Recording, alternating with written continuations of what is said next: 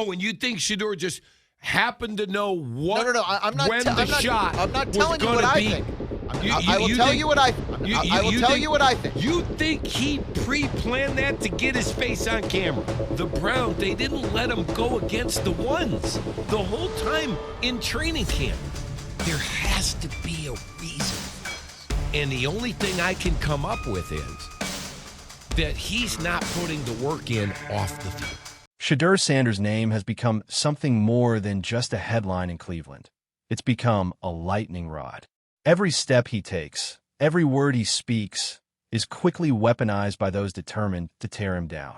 What should be a simple act of sportsmanship, checking in on Andre Smith after a painful on-field mishap, was twisted beyond recognition. Instead of praising the humanity behind the gesture, critics launched into overdrive, painting it as some carefully orchestrated stunt, staged for the cameras to keep Sanders in the spotlight. And that's the reality he faces now. The scrutiny is relentless. The hate, disproportionate. No matter what Sanders does, whether it's competing, supporting a teammate, or simply existing in the league spotlight, there's always someone waiting in the wings, eager to spin his actions into something sinister. This isn't just about football anymore. It's about a young player turned symbol, a target for narratives that grow darker with every passing week. The Browns, they didn't let him go against the ones the whole time in training camp. There has to be a reason for this. And the only thing I can come up with is that he's not putting the work in off the field. Tony Rizzo didn't mince his words when the so-called controversy broke. He went straight at it, dismantling the idea that Shedeur Sanders consoling Andre Smith could ever be considered some kind of stage performance. With blunt clarity, Rizzo exposed what many already suspected. This wasn't about sportsmanship at all. It was about an agenda. He reminded everyone that no one inside the Browns' locker room had ever whispered such a thing. No teammates, no coaches, no credible sources, because there was nothing there to begin with. And then Rizzo asked the question that cuts deeper than any hot take. Since when did consoling a teammate become wrong? Since when did a simple, human moment, one player checking on another, become twisted into a scandal? His outrage struck a nerve because it spoke to the heart of what's been happening. This isn't about a gesture. It's about a campaign of hate directed at Shedeur Sanders. But peel back that surface layer, and what's underneath is even darker. This isn't just about football politics. It's about race. History tells us this story too many times. When a young black quarterback shows confidence, poise, or leadership, it's not celebrated. It's vilified. His swagger becomes arrogance. His competitiveness becomes selfishness. His charisma becomes drama. And with Sanders, the cycle is repeating. Media voices amplify the doubt. Team management leaks whispers that shape narratives. Headlines skew against him, dragging his climb into something heavier than it ever needed to be. The cruel irony? Behind closed doors, Browns ownership wants Sanders in the lineup sooner, not later.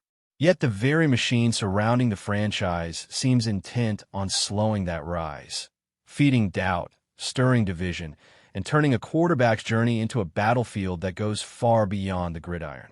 I tend to think by Thanksgiving, he'll just potentially be the best quarterback they have, and the fans will be clamoring for him because it's not a very good team and they'll be losing games. And so, here we are once again, the cycle repeating itself in Cleveland.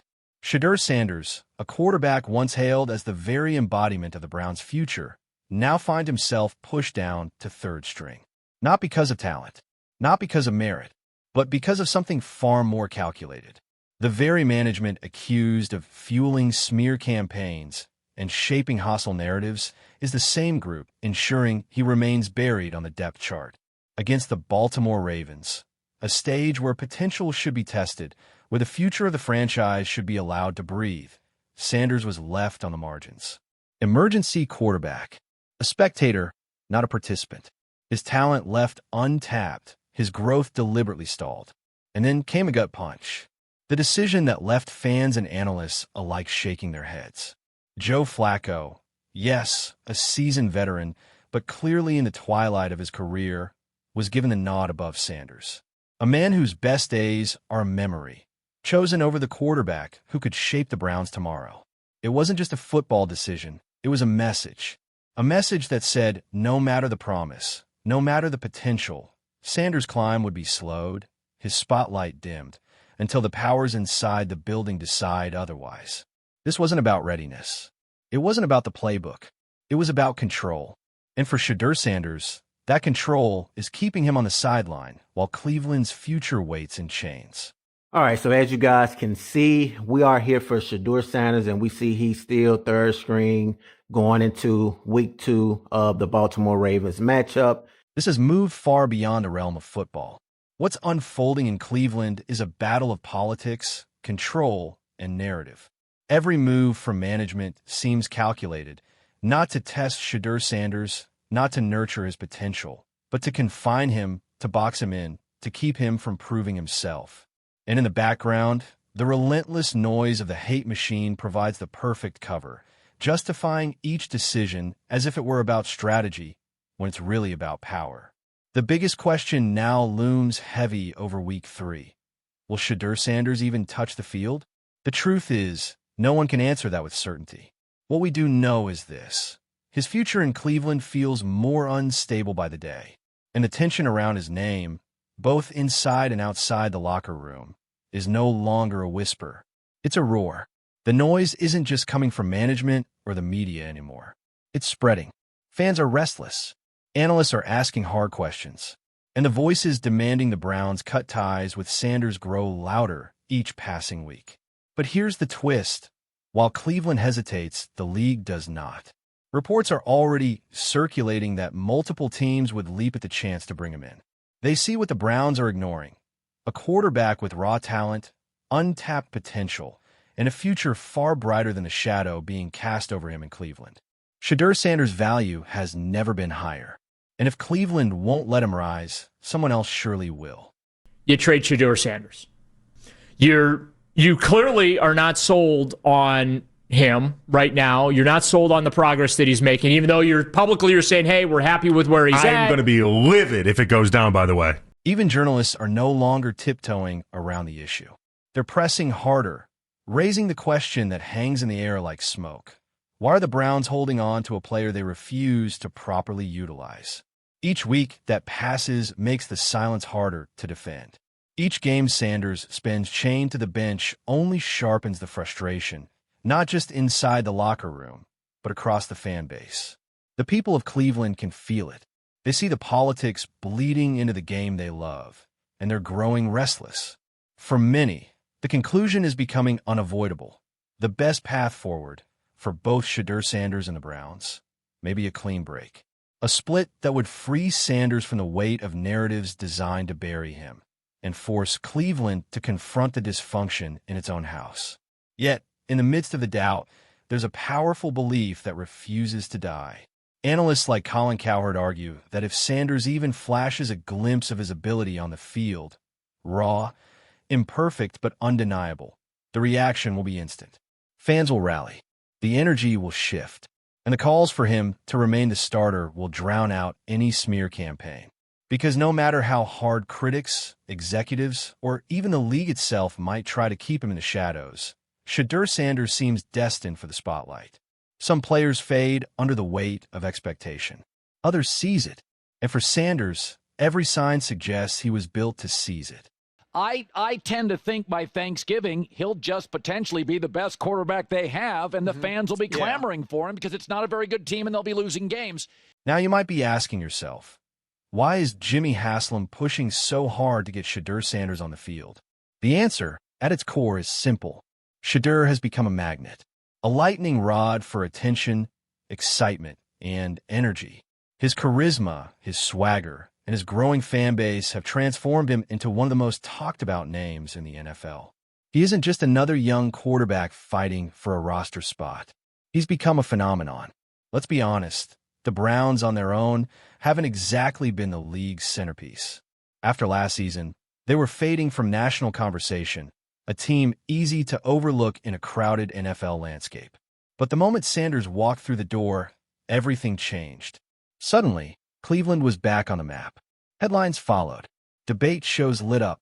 Social media erupted. Sanders brought something money simply cannot buy: hype. He injected life into a franchise that desperately needed it. And in today's NFL, hype matters. Hype drives ratings. Ratings fuel viewership. Viewership translates directly into revenue. And in a league where every broadcast deal, every primetime slot, and every headline equals power, Jimmy Haslam knows exactly what he has in Shedeur Sanders. He doesn't just see a quarterback. He sees a brand with the potential to elevate an entire organization, to turn Cleveland into the heartbeat of Sunday night conversation. That's why the push to play him isn't just about football. It's about influence. It's about business. It's about keeping the Browns relevant on the biggest stage imaginable. Haslam knows Sanders is the key to making Cleveland matter again in a way they haven't for decades. And that's why he's drawing a line in the sand. Rumors continue to swirl. Whispers that multiple teams across the league are circling, ready to make their move if Cleveland ever opens the door. But Haslam isn't budging. He's not even entertaining the idea. Still, that resistance has only deepened the tension. The longer Sanders sits on the bench, the louder the questions grow. The more teams show interest, the hotter the speculation becomes. And now, the Browns stand on the edge of a boiling point. The pressure is building from fans, from analysts, from the league itself, because everyone knows the truth. Shedeur Sanders isn't just Cleveland's quarterback of tomorrow. He's their ticket back into the center of the NFL universe. The only question left is how long this franchise can keep that fire contained before it erupts. Yeah. Good to see you. Oh, we got. Well, we got to do some trading. Dion, she's mine. Whether the Browns are riding high on a winning streak or drowning in losses, one reality remains the same. The calls for Shedeur Sanders to step onto the field are only growing louder.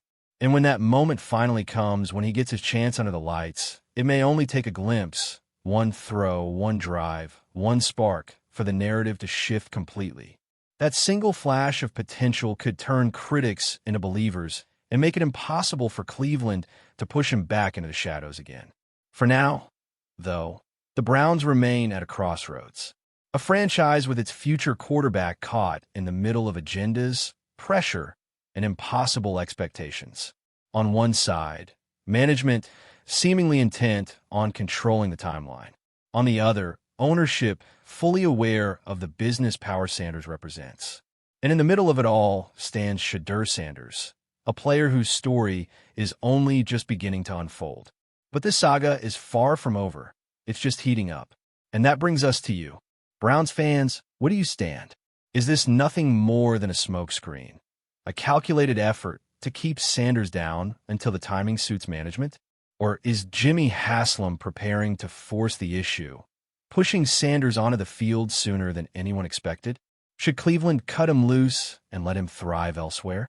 Or is this the place where he'll finally silence every critic and prove he belongs? We want to hear your voice.